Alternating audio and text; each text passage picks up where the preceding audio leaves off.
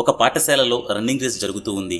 ఉపాధ్యాయుడు విజిల్ వేయగానే 50 మంది అమ్మాయిలు రేసింగ్ ట్రాక్లో పరిగెత్తడం ప్రారంభించారు.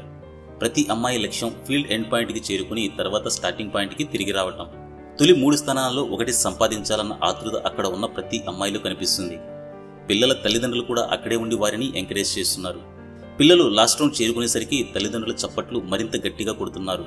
రేస్ ముగిసిన తర్వాత మొదటి 3 స్థానాలు పొందిన పిల్లలు తమ తల్లిదండ్రుల వైపు ఆనందంగా చేతులూపుతూ పరిగెత్తారు. సాధించలేకపోయిన పిల్లలు మాత్రం నిరాశ చెందారు.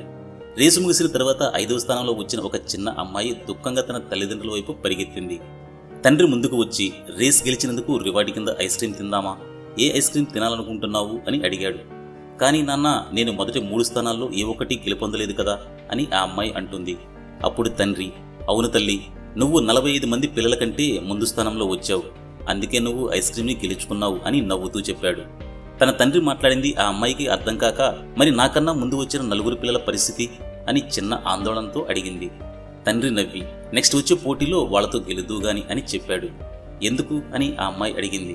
తండ్రి చిరునవ్వుతో, వాళ్ళు నీకన్నా ఎక్కువగా ప్రిపేర్ అయ్యారు, నువ్వు మరింత సాధన చేస్తే నెక్స్ట్ రేస్లో ఆ 45 మంది కంటే ముందు నువ్వే వస్తావు, తర్వాత 50 మందిలో ఫస్ట్ ప్లేస్లో నువ్వు ఉంటావు అని చెప్పాడు.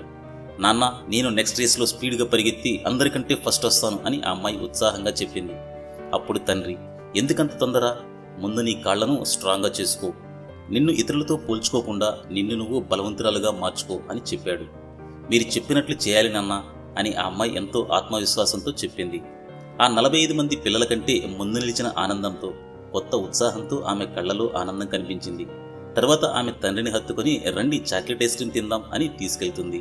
ఈ కథలోని నీతి ఏంటంటే, పోటీ అనేది ఇతరులతో పోల్చుకోవడం కాదు, మనల్ని మనం ఎంత స్ట్రాంగ్గా చేసుకున్నామో తెలుసుకోవడం కోసం. మీకు ఈ వీడియో నచ్చినట్లయితే దయచేసి లైక్ చేయండి. మరిన్ని ఇంట్రెస్టింగ్ కథల కోసం ఇప్పుడే మన ఛానల్ను సబ్స్క్రైబ్ చేయండి.